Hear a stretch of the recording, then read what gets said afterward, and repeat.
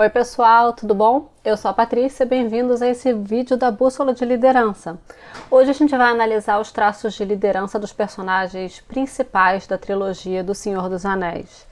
Então, se você é fã desse universo, especialmente dessa trilogia como eu, fica aí que tem muita coisa legal para a gente aprender sobre liderança com esses personagens. E se você ainda não assistiu os filmes A Sociedade do Anel, As Duas Torres e O Retorno do Rei, eu aviso que a gente vai ter spoiler aqui. Então eu recomendo que você vá lá, assista os vídeos e depois volte aqui para assistir esse conteúdo sem que você perca nenhuma surpresa da história. Então, se você já assistiu, vamos lá, vamos começar.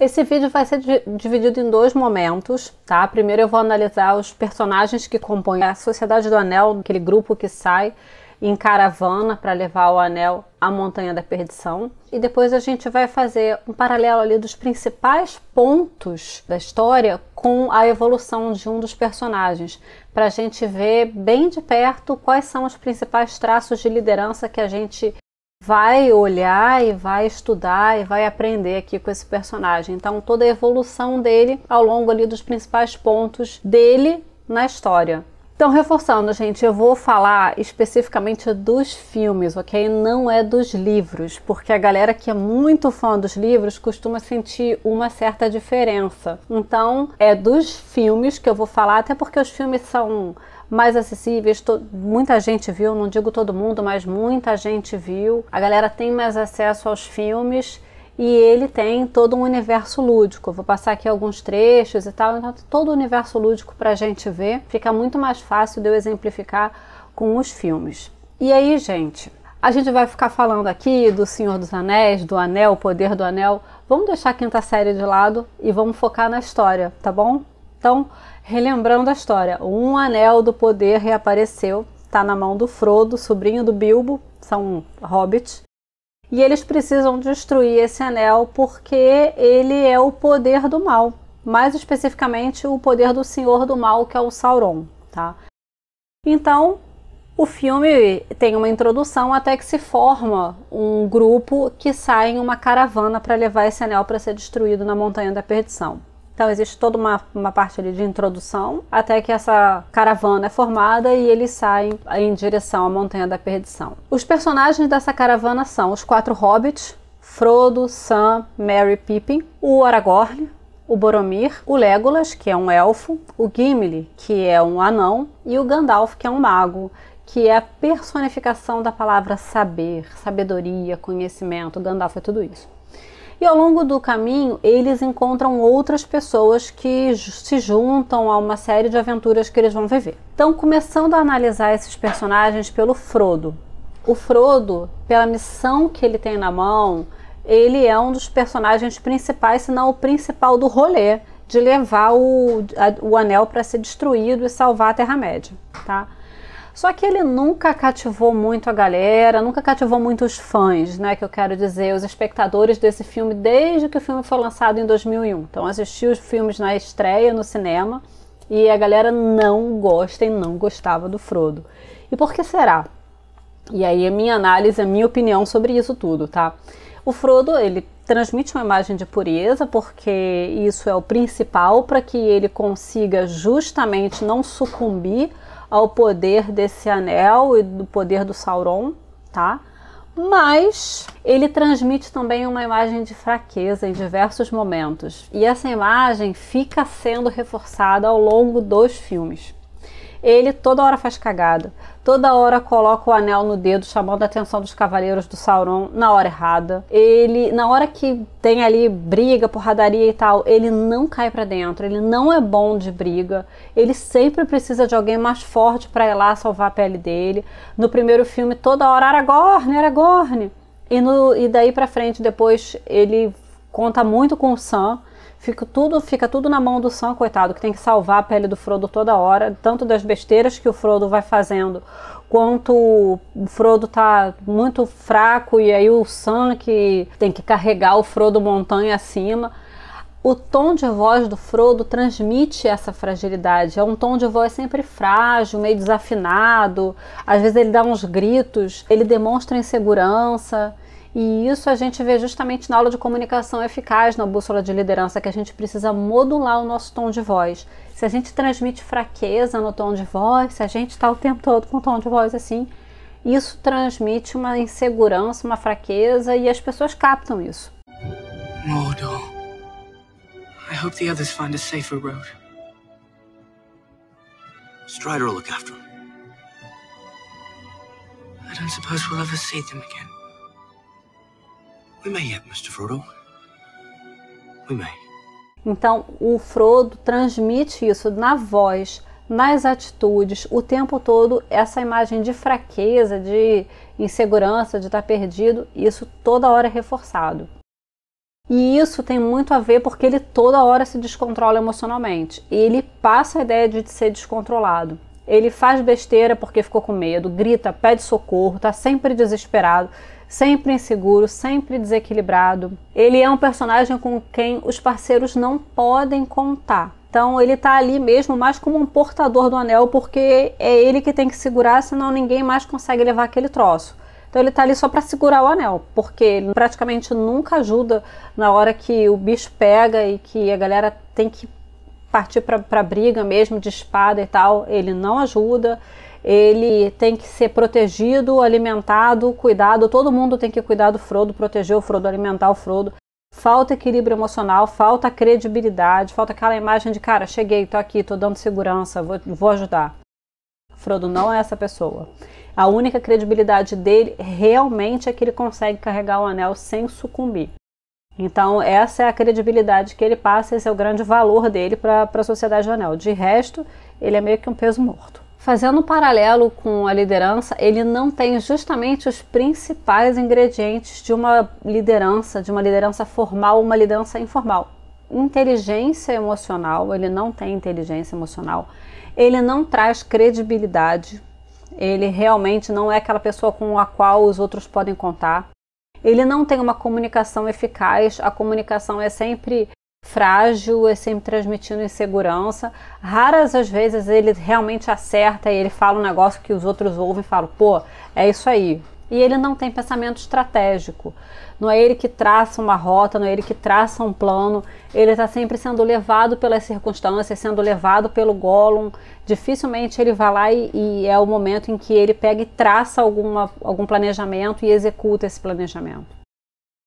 E ele tem pouquíssimo carisma com o público por causa disso. Dentro do filme, dentro do universo do filme, os outros personagens se compadecem dele, ajudam ele, até porque pelo bem da Terra-média. Se não ajudar essa criatura que está levando o anel para salvar a gente, né? O que vai acontecer com o povo da Terra-média? Mas quem está de fora, quem está assistindo o filme, normalmente ele não cativa o público. Ele não tem carisma com o público por causa disso tudo. Eu particularmente também acho o personagem bem chatinho.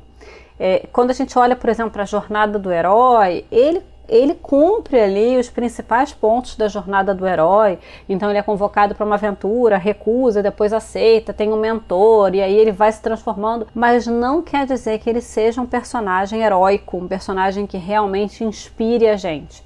Ele não inspira e, na minha opinião, é justamente porque ele transmite essa fragilidade e a gente não se inspira em fragilidade. Ele não tem essas características que tornam o personagem mais interessante, como uma certa força, uma certa credibilidade, inteligência emocional, comunicação, pensamento estratégico, nada disso. Seguindo então, o amigo do Frodo, o Sam. O Sam é um amigo que vai com ele até o final, é um cara que vai crescendo e demonstrando justamente a força que falta no Frodo. No final, ele é o cara que segura e carrega o Frodo montanha acima, depois dele já terem atravessado a Terra-média toda. O Frodo está quase morto, ele carrega o Frodo montanha acima porque tem que levar aquele anel que está ali com aquele desgraçado Frodo para ser destruído. Então ele vai crescendo em força, ele vai crescendo inclusive na hora de brigar com os bichos, ele briga com a aranha, ele briga com um monte de bicho grande. Ele vai crescendo muito, mas ele não é um cara estratégico. Ele não é um cara que traça a estratégia. Ele é o que a gente chama de operacional. Então ele tem credibilidade, ele vai crescendo em credibilidade conforme ele vai demonstrando força.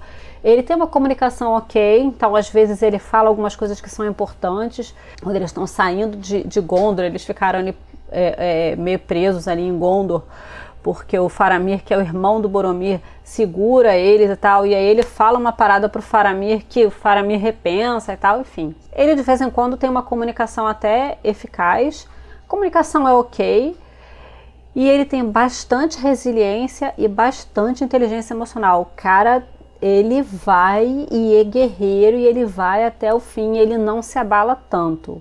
O Frodo se abala bem mais, ele não se abala tanto e ele tá sempre botando o Frodo pra cima. Vamos, Frodo, a gente vai conseguir, a gente vai voltar pro condado, a gente vai conseguir. Ele tá sempre dando aquele apoio moral pro Frodo. Mas ele não é o cara que pensa numa estratégia, pensa num plano, executa o plano. Ele não é um cara muito estratégico, ele é um cara mais operacional, mas ok.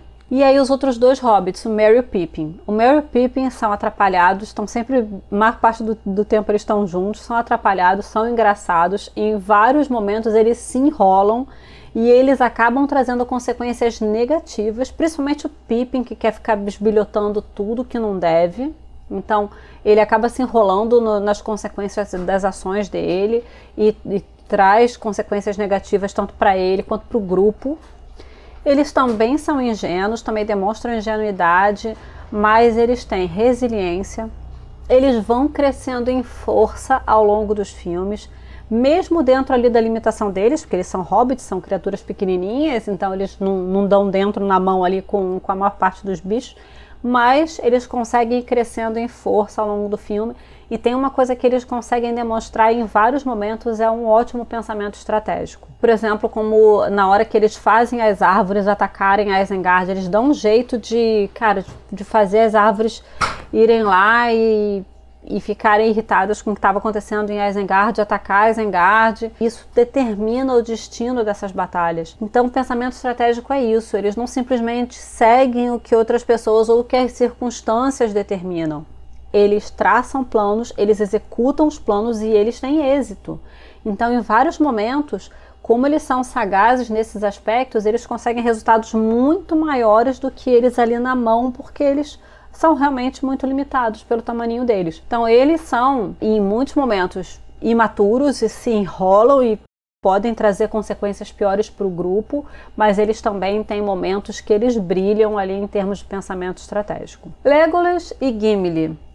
Legolas e Gimli, eu vou analisar os dois juntos, porque eles estão sempre juntos. Eles têm muita credibilidade quando está falando de luta, mão a mão ali. Eles vão na luta e eles vão crescendo cada vez mais ao longo dos filmes. Conforme eles vão tendo mais competência na briga, os resultados deles vão crescendo.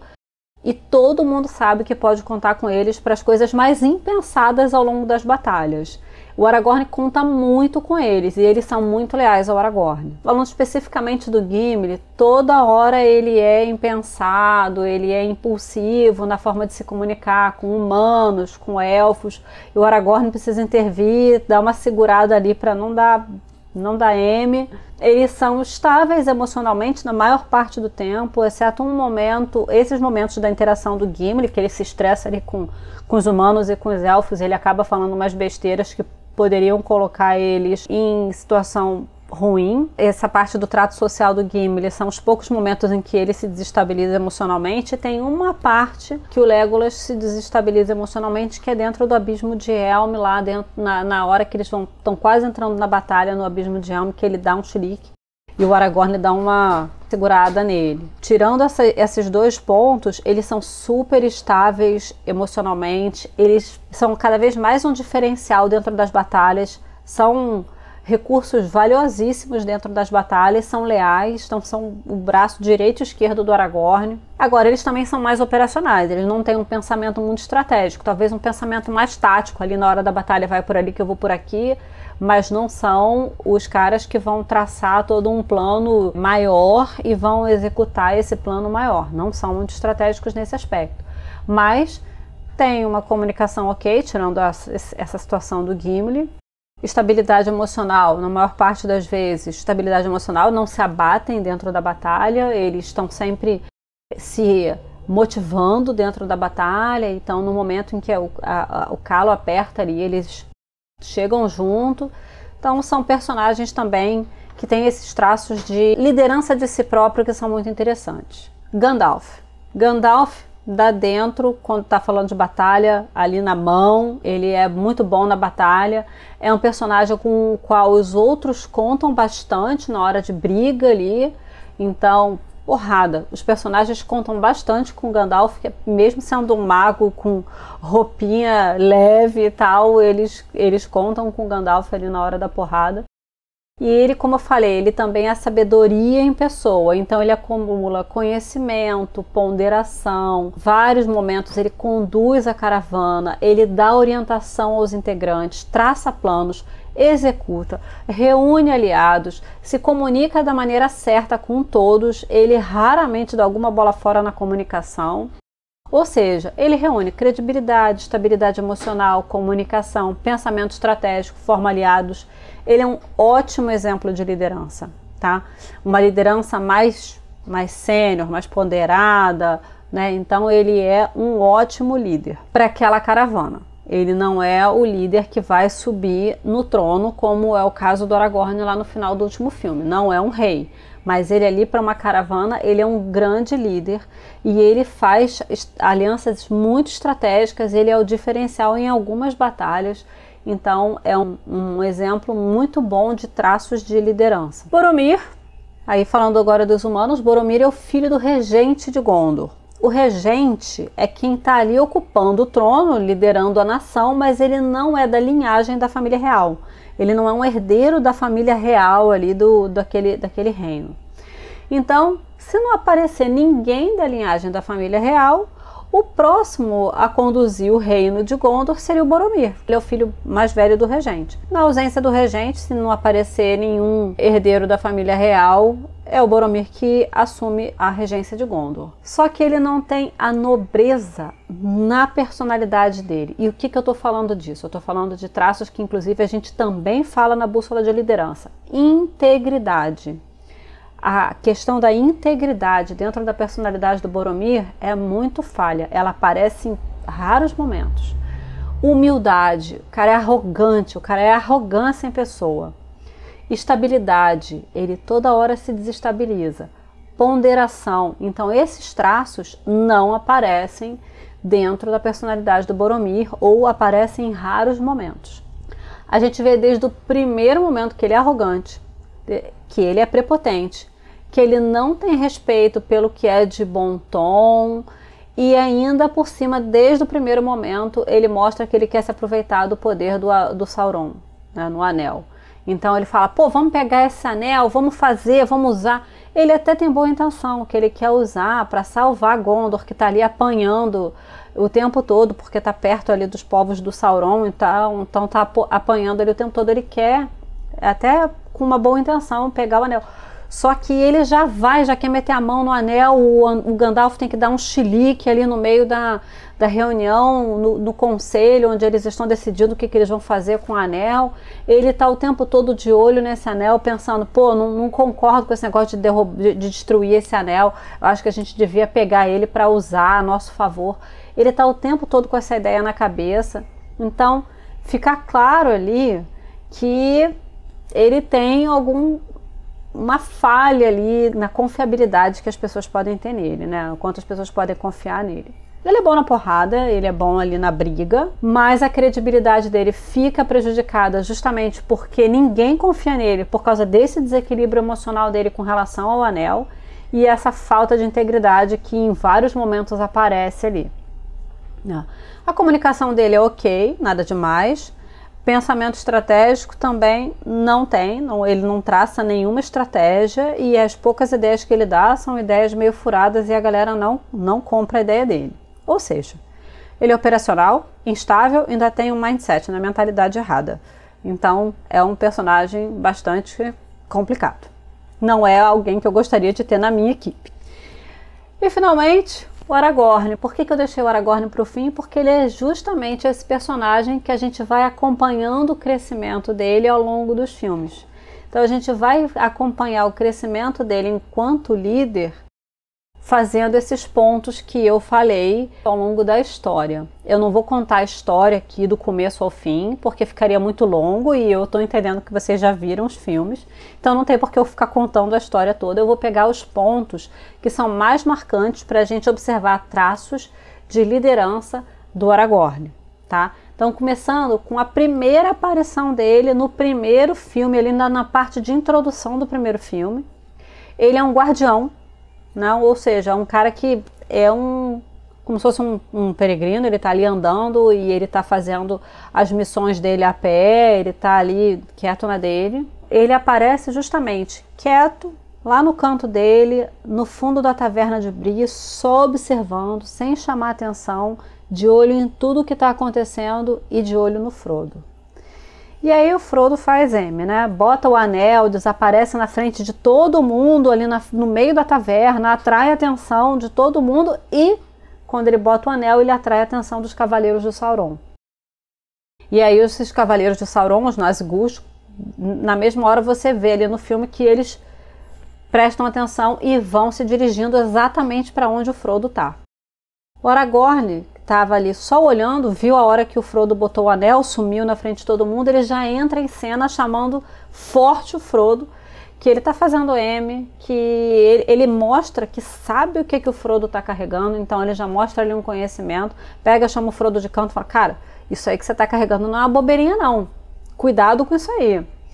E aí, como os Nazgûl começaram a ir para lá, para a taverna onde eles estavam em Bree, os Nazgûl tentam matar os Hobbits e o Aragorn já chega salvando os Hobbits do ataque dos Nazgûl e aí saindo então dali, conduzindo eles através de um caminho teoricamente seguro até Valfenda.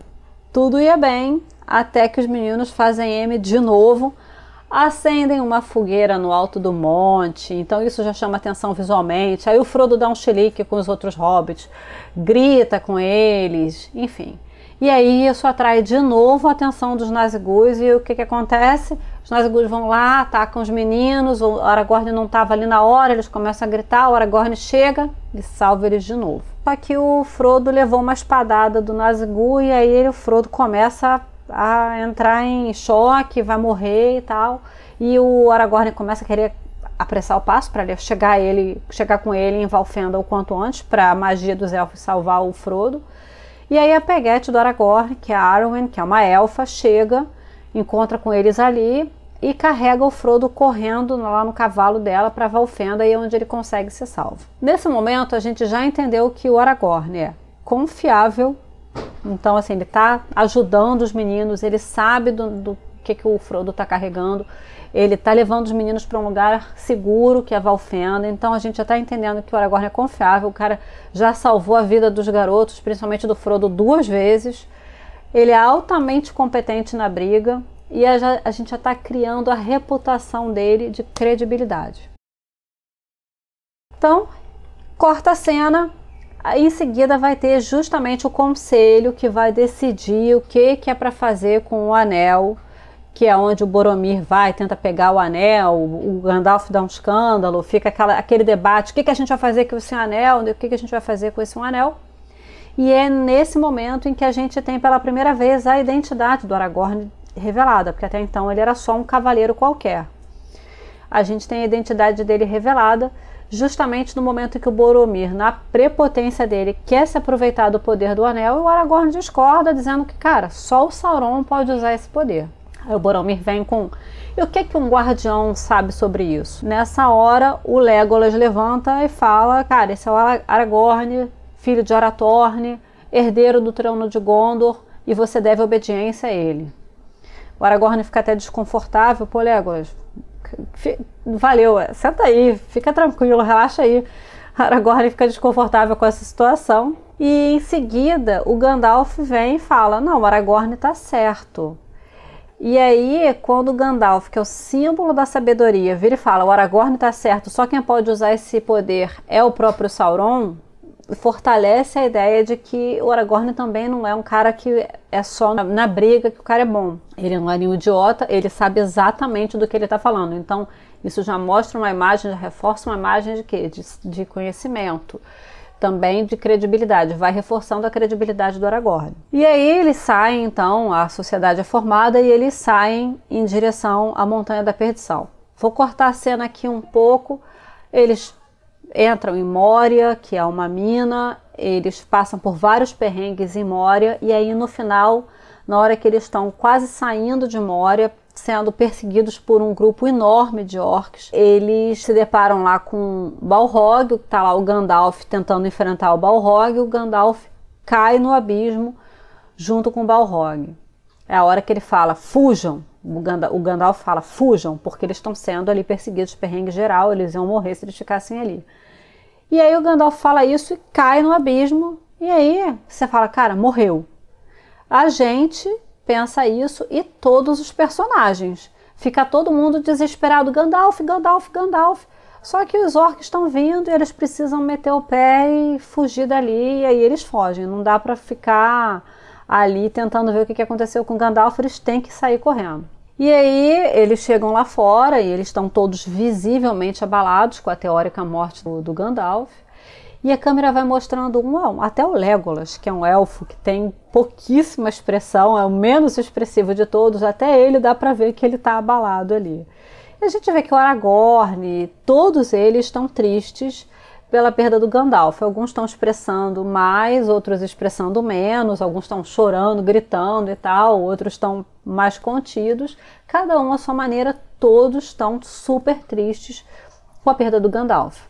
Só que nesse momento o Aragorn vira para o Boromir, para o Gimli e para o Legolas, fala para eles levantarem os hobbits que eles precisam sair dali.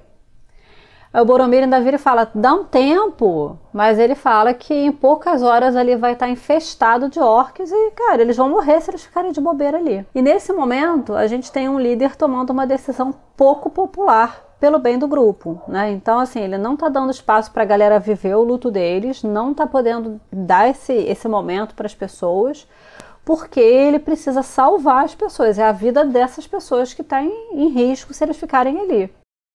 E, gente, como líder, muitas vezes a gente precisa ter essa estabilidade emocional. Primeiro, para a gente não se abater com os problemas, a ponto da gente pôr em risco o sucesso nosso e do time.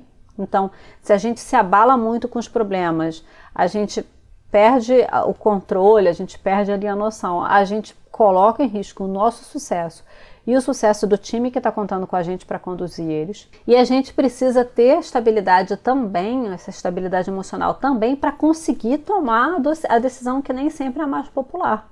Então, eventualmente, sendo questionado, né, como foi o caso ali do Aragorn, foi questionado pelo Boromir, então a gente precisa eventualmente ter essa segurança para passar por questionamentos e a gente conseguir sustentar a nossa decisão. Porque a gente está enxergando que lá na frente tem uma consequência. Seja uma consequência boa se a gente seguir por ali, seja uma consequência ruim que a gente vai evitar se a gente não seguir por outro caminho. Então, enquanto líderes, a gente precisa muitas vezes sustentar uma decisão pouco popular, saber tomar decisões difíceis, saber comunicar ao time essas decisões difíceis, ter essa estabilidade e essa segurança de que, cara, é pro bem de todos que eu tô tomando essa decisão. Isso é muito importante enquanto uma estabilidade emocional e uma segurança para poder executar esse tipo de decisão enquanto líder. Eu, quando era líder comercial numa equipe, eu tive um consultor da minha equipe que ficou extremamente abalado com a perda de um contrato que ele estava contando. Ele estava contando com um cliente que ia fechar um contrato grande e o cliente deu negativa e ele ficou muito abalado. Ele ficou remoendo aquilo sem conseguir fazer as ligações para outros possíveis clientes por muitas horas, assim, uma boa parte de uma tarde ele ficou ali remoendo aquela perda daquele contrato. Então, assim, eu precisei até ter uma certa postura empática, mas também falar, cara, eu entendo que você esteja abalado, mas eu preciso de você de volta no jogo.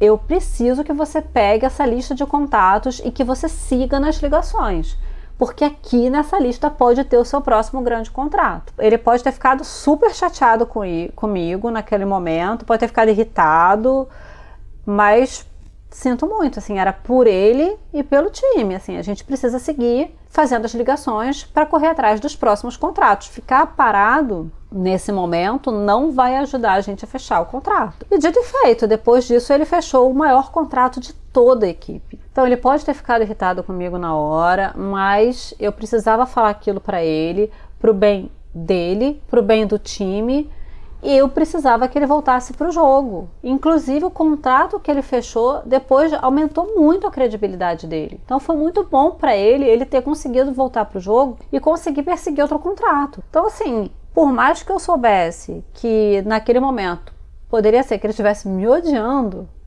eu precisava falar para ele que, cara, já deu, a gente precisa continuar aqui no jogo agora. E foi bom para ele também. Voltando à Terra-média, pouco depois deles saírem de Moria, eles chegam numa floresta que é povoada por elfos.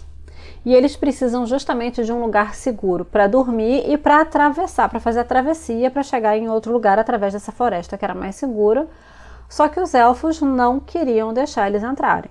O Gimli atrapalha um pouco a comunicação com os elfos, porque rolava uma rixa entre anões e elfos e tudo.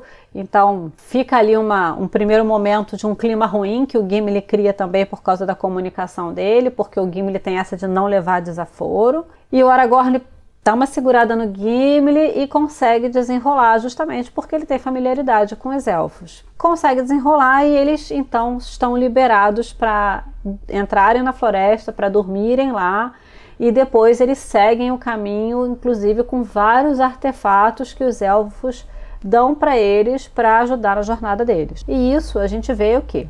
Que o Aragorn sabe negociar e fazer alianças em prol do grupo. Então não adiantava ele ficar numa de discutir com o elfo era o dono da floresta, ele precisava da ajuda do elfo, então ele precisava ter uma comunicação, uma negociação muito boas para que ele conseguisse que o grupo dormisse em segurança e depois saísse dele em segurança. Mais um momento em que a gente está falando de alianças, que a gente está falando de ter aliados, a gente está falando de ter negociação com outras pessoas. Então depois eles saem dali, no fim do primeiro filme o grupo se dispersa, tem uma cena que é uma porradaria com os orcs na floresta, um caos generalizado, Boromir tenta pegar o anel do Frodo e morre. O Frodo e o Sam seguem sozinhos, vão embora no caminho deles. Os outros hobbits, o Merry e o Pippin, são capturados pelos orcs. E aí fica ali, né? O Boromir tinha morrido, o Frodo e o Sam tinham saído para um canto, o Merry e o Pippin tinham sido sequestrados por outros, sobra ali Aragorn, Legolas e Gimli. O Legolas e o Gimli dão uma desanimada, achando que a sociedade foi desfeita, então foi tudo em vão, então a sociedade não existe mais e tudo. E aí o Aragorn vira e fala, não, se a gente continuar fiel uns aos outros e tudo, a gente não vai deixar o Merry e o Pippin pra lá, a gente tem que correr atrás e salvar eles e tal. E aí o Aragorn mostra um propósito para eles, né, que é a Sociedade do Anel ainda está viva e tudo, e eles têm algo maior para fazer. Ele dá uma meta, vamos caçar os orcs, e dá uma motivada nos outros dois. Nesse momento a gente tem um líder que sabe apresentar um propósito, sabe contornar as adversidades e sabe usar justamente os gatilhos motivacionais dos seus liderados. Ali, o que o Legolas e o Gimli gostam de fazer? Caçar orc. Quando ele vira e fala, bora caçar uns orcs, eles se entreolham, yes, e vão em frente. Então, ele soube usar justamente os gatilhos motivacionais e ainda entregou um propósito e soube contornar as adversidades. E isso, gente, é fundamental. Todos nós, enquanto gestores, vamos enfrentar problemas nos projetos, nas nossas áreas, as verbas vão ser canceladas, headcount de projeto vai ser reduzido, headcount da equipe de área vai ser reduzido, os rumos vão ser alterados, os projetos vão ser cancelados, enfim. A gente vai ter que saber redirecionar a equipe, fomentar a motivação deles para seguir esses novos rumos. Então, isso é uma habilidade fundamental para um líder. Então, olha, beleza, a gente passou por esse problema aqui, realmente muito complicado, muito difícil, mas cara, a gente vai seguir por aqui, a gente vai ter resultado, a gente tem esses objetivos, tem muita coisa pra gente fazer e, cara, a gente vai entregar um resultado incrível. E redirecionar o time, usar, você sabendo, você tem que conhecer teu time, para você saber quais são os gatilhos motivacionais de cada um. Dentro da bússola de liderança a gente também fala bastante sobre isso. Você saber usar os gatilhos motivacionais de cada um, identificar qual é o gatilho dessa pessoa, qual é o gatilho, e falar a língua deles. Eles vão, na hora, isso dá uma virada na chave de motivação deles. Você ativa esses gatilhos motivacionais dos teus liderados. E foi isso que o Aragorn fez aqui, com maestria, deu uma aula aqui. Então, o primeiro filme acaba aqui, e é um filme mais detalhado porque é justamente a construção desses personagens. O segundo é mais uma continuidade. Então, vamos lá. No começo do segundo filme a gente tem os três, né, o Aragorn, o Legolas e o Gimli, caçando os orcs que levaram o Merry e o Pippin. Eles estão correndo atrás desse grupo de orcs, eles passam por um grupo de cavaleiros de Rohan. Eles se escondem, o grupo passa e aí o Aragorn então chama esse grupo para saber o que eles têm encontrado por ali, se eles têm alguma novidade, alguma notícia do que está rolando ali naquelas terras. E aí, quando ele chama a atenção do grupo de cavaleiros, o grupo de cavaleiros volta e cerca eles. E eles, os três ali, o Aragorn com o Gimli e o Legolas, eles ficam cercados e rendidos. Eles estão numa posição completamente desfavorável. Aí vem o líder desse grupo então, que é um cavaleiro, querendo saber quem eles são, se apresentem e tudo. E aí o Gimli dá uma respostinha atravessada. A situação sai um pouco do controle, porque aí o cara dá um fora de volta no Gimli, aí o Legolas já entra na frente para defender, se mete. Aí o negócio começa a escalonar e o Aragorn, no auge da sua diplomacia, ele vai se apresentando, ele dá uma carteirada ali de herdeiro, né, que ele é o Aragorn, filho de Arathorn, ele já dá uma leve carteirada ali, e fala que ele é amigo do fulano, lá do Theoden, rei de Rohan. Então ele já fala, pô, conheço fulano e tal, ele já começa a dar uma... E aí nesse bate-papo, não só eles conseguem as informações que eles queriam, no caso são informações desfavoráveis, porque que esse líder do grupo de cavaleiros fala que eles tinham dizimado o grupo de orcs e não tinha sobrado nenhum sobrevivente. Então eles pensam assim, putz, então o Merry e o Pippin morreram. As informações não são muito favoráveis, mas eles conseguem não só as informações, como ainda 2 cavalos para eles fazerem esse trajeto a cavalo, que é muito mais rápido. E os cavalos são assim, os cavalos de Rohan são os melhores do mundo, na Terra-média. Isso o quê? Mais uma vez, o Aragorn fazendo sua diplomacia, conversando, alinhando, se apresentando, usando a melhor estratégia de comunicação para poder conseguir o que ele queria. No caso, ele queria informações, ele não queria os cavalos, mas o cavalo veio como um extra, assim como os brindes lá de Lothlórien vieram como um extra. Ou seja, gente, como líderes, a gente precisa construir pontes, a gente precisa ter aliados, porque são eles que vão nos ajudar no sucesso dos nossos projetos. Ninguém faz nada sozinho. A sua equipe não é um feudo, você não pode isolar a sua equipe, você não pode ter a expectativa de que você vai trabalhar sozinho, que a sua equipe vai trabalhar sozinha nos projetos. Eles vão precisar de interseção, de interação com outras equipes. Então, como líder, forme pontes, crie aliados. Cortando para a interação deles com o rei de Rohan, Theoden, um pouco mais à frente, então algumas coisas acontecem e a gente vai pular para esse ponto em que eles já estão interagindo com o Theoden, que é o rei de Rohan. Eles estavam diante de uma grande ameaça, que era um ataque que eles iam sofrer de orcs e urukais e tudo. E eles têm um contingente de pessoal muito inferior ao do inimigo, tá? Então eles já estão ali no abismo de Helm, preparados para batalha com os urukais e com os orcs, que eles já sabem que vão atacá-los em breve. E aí a gente vê uma postura, de certa forma, um pouco arrogante do rei de Rohan, se recusando a pedir ajuda quando o Aragorn está justamente defendendo a ideia de chamar aliados, porque é um dos pontos fortes do Aragorn. É fazer essas alianças, é costurar essas alianças. O Theoden, então, está discordando, dizendo, ninguém vai vir, quem é que vai vir? Elfo vai vir? Ninguém vai vir, eu tô sozinho, e é isso aí, a gente vai lutar sozinho mesmo. Então o Aragorn acha que ele ainda devia tentar chamar ajuda e tal, e ele diz que não.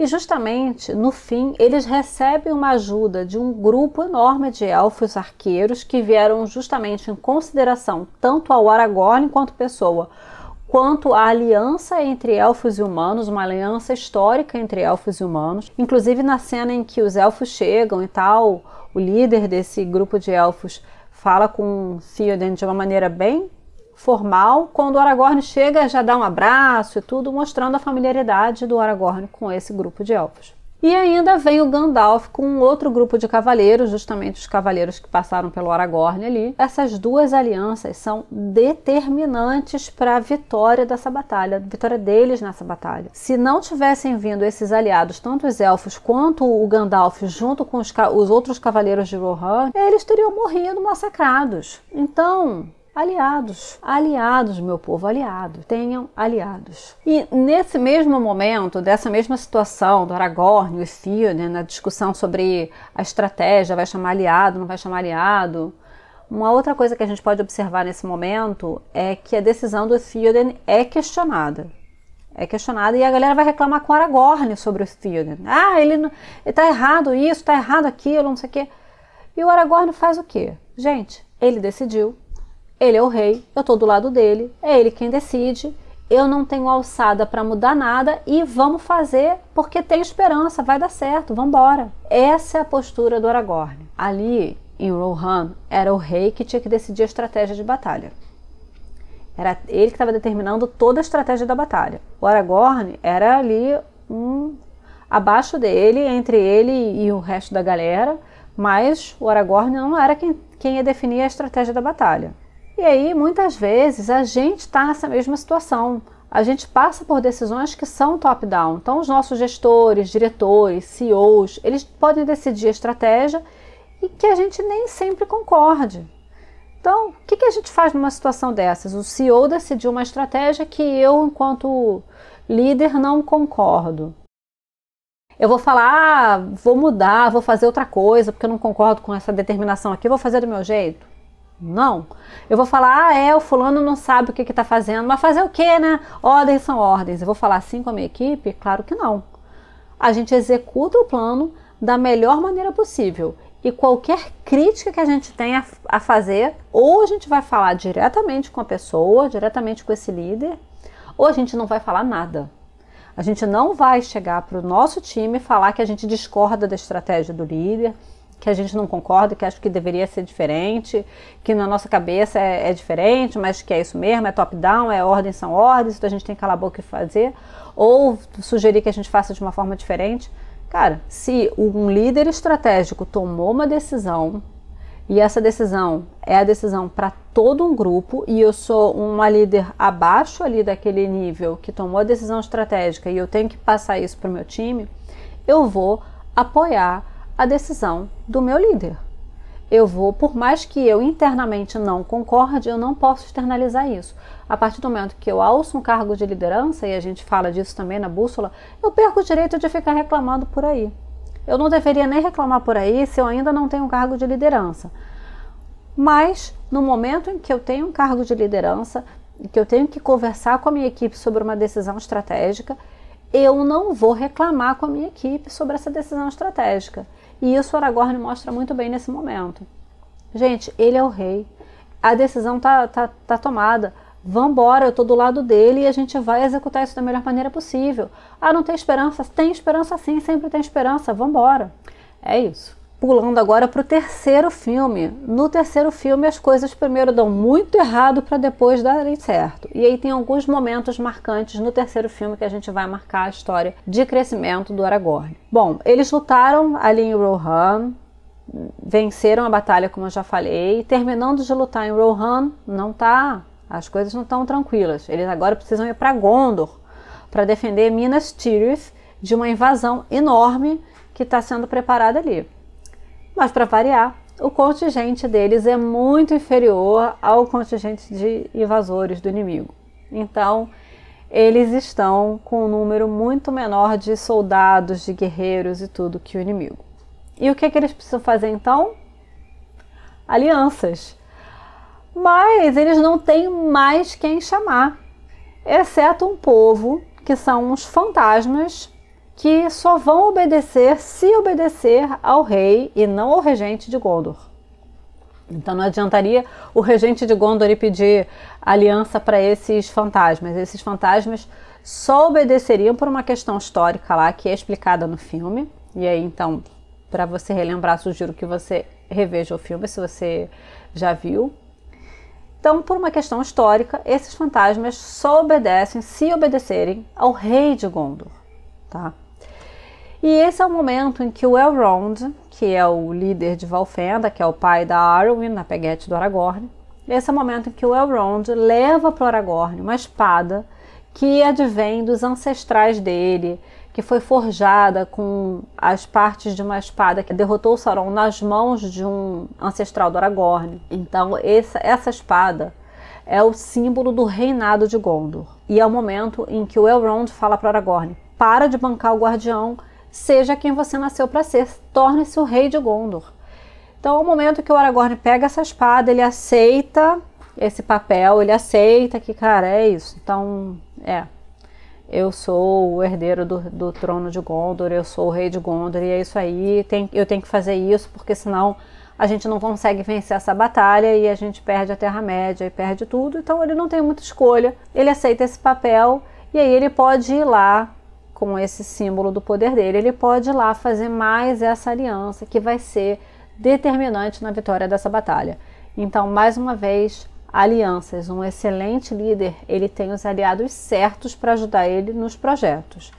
E aí, dando um exemplo também que aconteceu comigo, quando eu era analista júnior ainda, eu estava à frente do programa de marca empregadora da empresa. Eu era do RH e eu estava à frente do programa de marca empregadora para a gente dar uma repaginada na marca empregadora da empresa. E eu precisei fazer aliança com 2 pessoas da área de marketing que foram fundamentais para esse projeto. Era um designer que criou todas as peças, criou identidade visual, site de carreira, criou tudo. E o coordenador de redes sociais da empresa que me ajudou na divulgação dos eventos e também na reformulação do LinkedIn. Então o LinkedIn da empresa nessa época ficava com marketing, não ficava com RH, e eu precisava da ajuda desse coordenador de redes sociais para me ajudar a reformular todo o LinkedIn da empresa.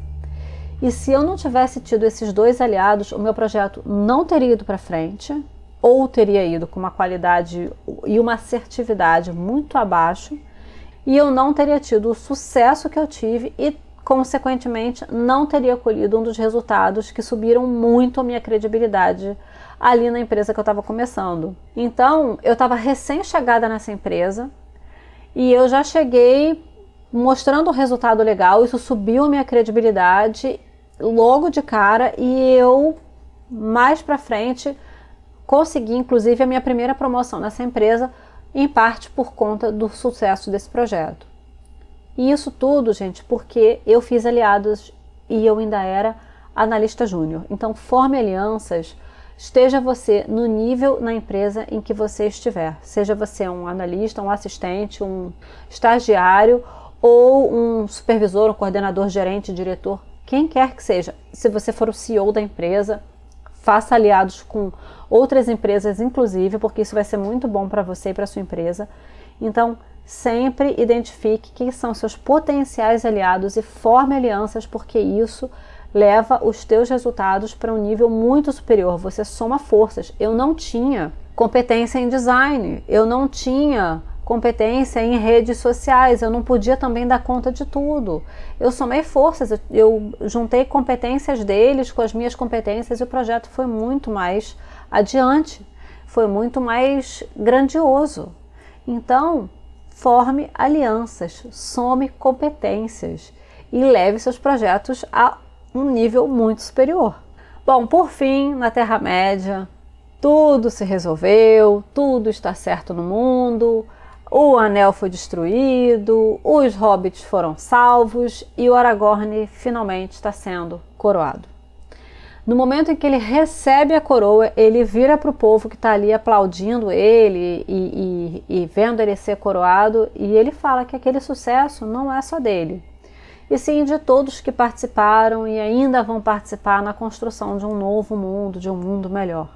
Isso, gente, é o reconhecimento que todo líder de projeto, líder de área, de um time, deve fazer pela sua equipe. Esse é o reconhecimento que todo integrante de uma equipe que se dedicou a um resultado quer do seu líder. É isso que faz as pessoas quererem trabalhar com você daqui para frente. Então, se você tiver nomes, fala os nomes daquelas pessoas da sua equipe individualmente.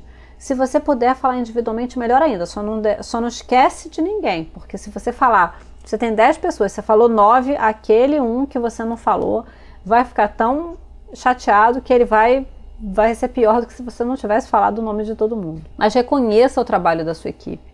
Então, você colher um resultado fruto do trabalho de toda a sua equipe, mostra para todo mundo que aquele trabalho é da sua equipe. E, no final, o Aragorn fica diante dos 4 hobbits. Ali, ainda naquela cena da coroação, o Aragorn fica diante dos 4 hobbits. E aí, eles estão diante de um rei, eles se curvam, né? Porque, afinal, é uma cerimônia solene que tem todo um protocolo, eles se curvam diante do rei. Aí o Aragorn fala que eles não devem se curvar para ninguém. Então ele, Aragorn, se curva diante dos 4. E com isso, todo o povo que está ali assistindo segue o rei e se curva também diante dos 4 meninos. A carinha deles, eles ficam assim surpresos. É super legal. E aí, gente, isso é uma demonstração de um líder que tem toda essa segurança do mundo, que já construiu a credibilidade, já conduziu todo mundo para o sucesso, não precisa se preocupar de ficar mostrando força. Ele pode ter toda a humildade que ele julgar correta diante dessas pessoas que para ele são grandiosas. Então, ele está fazendo isso de maneira genuína. Ele julga que essa humildade é a humildade correta, que essas pessoas são as pessoas corretas, que são pessoas grandiosas. Ele não precisa se preocupar, porque a imagem dele não está ameaçada, ele pode se curvar que a imagem dele não está ameaçada. Então, trabalhem e construam a imagem de liderança de vocês para vocês chegarem nesse ponto. Não de se curvarem, mas de poderem demonstrar sua admiração pelos demais sem que vocês tenham medo de competição, disso, daquilo. Medo da sua credibilidade não ser tão forte. Trabalhe para chegar nesse ponto de você não precisar mais se sentir na necessidade de afirmar, de se afirmar. Então, pessoal, eu espero que vocês tenham gostado de eu trazer aqui um exemplo fictício, obviamente, mas lúdico dos traços de liderança que a gente aprende dentro da Bússola de Liderança. São alguns dos traços, lá tem muito mais coisa. Então, se você quiser que eu analise algum personagem de filme, de série, já deixa aqui nos comentários, que eu leio todos os comentários. Então, deixa aqui os comentários para mim, com as suas sugestões de personagens para eu analisar, que aí eu trago aqui essa análise dentro desses parâmetros que a gente utiliza dentro da Bússola de Liderança. E se você quer desenvolver a sua liderança, seja você um aspirante a líder ou um gestor que percebe que pode melhorar a sua performance e a performance da sua equipe, vem para a Bússola de Liderança. Eu deixei o link aqui na descrição do vídeo e no primeiro comentário fixado. Obrigada, a gente se vê no próximo vídeo. Até lá!